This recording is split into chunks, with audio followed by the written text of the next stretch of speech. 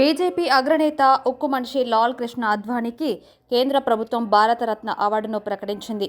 LK అద్వానీకి శుభాకాంక్షలు తెలిపిన ప్రధాన మంత్రి నరేంద్ర మోదీ దేశ అభివృద్ధిలో అద్వానీ కీలక పాత్ర పోషించారని అన్నారు. 90వ దశకంలో బీజేపీని ముందుండి నడిపించిన అద్వానీ అప్పట్లో అయోధ్య రామాలయం కోసం రథయాత్ర కూడా చేశారని అన్నారు. అద్వానీ గొప్ప రాజనీతిజ్ఞుడని, దేశాభివృద్ధిలో అద్వానీ పాత్ర చరిత్రాత్మకమైనదని మోదీ కొనియాడారు. అట్టడుగు స్థాయిలో పనిచేయడం నుంచి మన ఉప ప్రధానమంత్రిగా దేశానికి సేవ చేయడం వరకు అతని జీవితం స్ఫూర్తిదాయమైనదని అన్నారు.